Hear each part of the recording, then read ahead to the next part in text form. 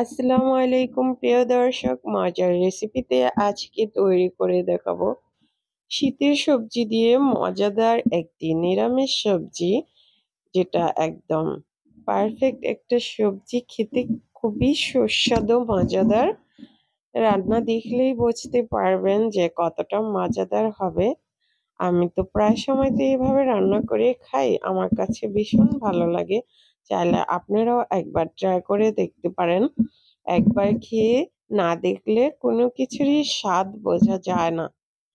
তাই এই যে এখন যে উপকরণগুলো আমার লাগছে দেখেন। ফুলকপি নিয়েছি, এই যে আলু নিয়েছি, আর হচ্ছে এখানে আহ উ- লাউ শাকের পাতা নিয়েছি, লাউ শাক সবজিটা নিয়েছি। ওখানে রয়েছে পেঁয়াজ আর হচ্ছে রসুন। এগুলো দিয়ে চিংড়ি মাছ দিয়ে আমি আজকে সবজিটা যেভাবে রান্না করব, অবশ্যই ভিডিওটা দেখবেন, তাহলে মজাদার সবজিটা রান্না করতে পারবেন। রেসিপি ভালো লাগলে ফলো সাবস্ক্রাইব করে পাশে থাকবেন আশা করছি। প্লিজ ইউটিউব থেকে একটু সাবস্ক্রাইব করে দেবেন, তাহলেই আমার সার্থকতা আর আপনাদেরও সার্থকতা।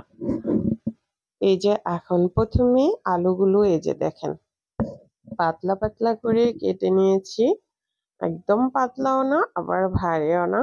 এগুলোকে সামান্য লবণ আর হলুদ হলুদ গুঁড়া দিয়ে এখন লাল লাল করে একটু লাল লাল স্পট পড়বে, সে সে পর্যায়ে ভেজে নেব। এই যে দেখেন লাল লাল হয়ে গেছে। এখন এগুলোকে নামিয়ে নিব, উঠিয়ে নিব তেল ছেঁকে। এখন এই যে সবজিটা রান্না করব, সেজন্য 4টা শুকনো মরিচ দিয়েছি ফোড়নের জন্য। আর এখানে রয়েছে কালো জিরে 1 চা চামচের একটু কম হবে, অর্থাৎ হাফ 1 চা চামচের একটু বেশি। 4টা তেজপাতা, হলুদ হাফ 1 চা চামচ, পানি, এখানে রয়েছে কাঁচামরিচ বাটা আর আদা রসুনের পেস্ট এখানে দিয়েছি। 2 চা চামচ ভর্তি করে আদা রসুনের পেস্ট আর কাঁচামরিচ বাটা দিয়েছি এখানে 2 চা চামচ।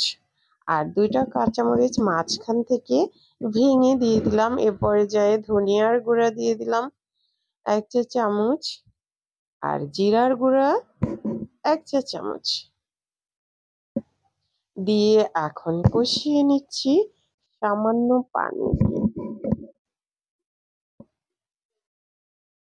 পানি দিয়ে মশলাটাকে লো হিটে 2-3 মিনিটের মতো কষিয়ে নিতে হবে, যতক্ষণ পর্যন্ত তেল সেপারেট না হয়ে যাচ্ছে। এখন এই যে এপাশে আমি একটু এই যে ফুলকপিগুলো ভেজে নিচ্ছি। সামান্য লবণ আর হলুদ দিয়ে, সামান্য হলুদ, ফুলকপিগুলো একটু লাল লাল স্পট পড়বে সে পর্যায়ে ভেজে তুলে নিচ্ছি। এখানে আমার এই যে দেখেন মশলা কষানো হয়ে গিয়েছে। এ পর্যায়ে এখন আমি মশলায় এই যে সবজিগুলো অ্যাড করে দিচ্ছি। প্রথমে দিয়ে দিলাম ফুলকপি, তারপর দিয়ে দিচ্ছি এই যে শাকের ডাঁটাগুলো,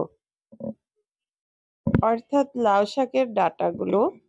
এপাশে আমি আবার এই যে চিংড়িগুলো একটু হলুদ আর লবণ দিয়ে ভেজে নিচ্ছি। এখানে এক মোট ভর্তি করে চিংড়ি নিয়েছি, দেখতেই পাচ্ছেন, বড় না ছোট না, ছোট সাইজের।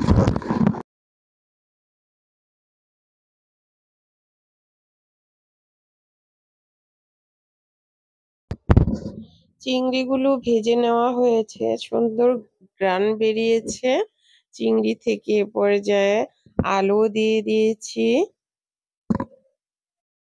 সবজি চিংড়ি দিয়ে দিলাম, আর হচ্ছে লাউ শাকের ডাঁটাগুলোও দিয়ে দিয়েছি। সবকিছু এখন একটু কষিয়ে নেব। দেখেই বুঝতে পারছেন তো এটা কতটা মজাদার হবে।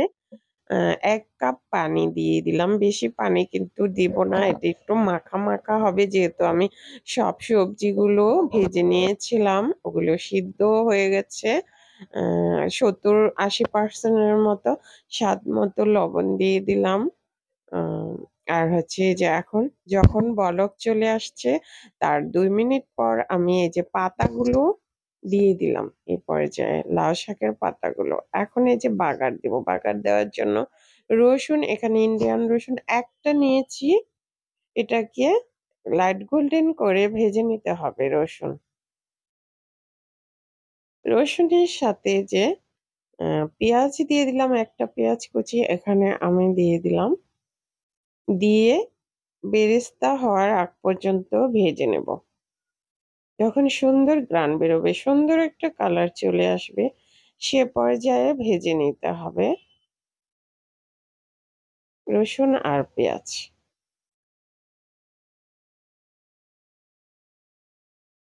এই যে দেখেন সুন্দর একটা কালার চলে এসছে।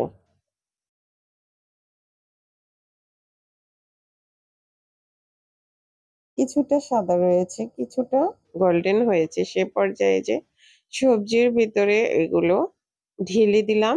আর এখন একটু ঢেকে রাখবো ১-২ মিনিট যাতে করে সবজির সাথে আহ ঘ্রাণটা মিশে যায়। বাগারের যে একটা স্মেল রয়েছে সেটা যেন মিশে যায়। এখন এই যে আবার নেড়েচেড়ে আমার সবজিটা রান্না কমপ্লিট।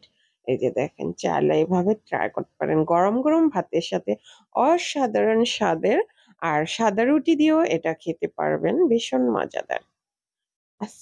সবাই ভালো থাকবেন। আল্লাহ হাফেজ।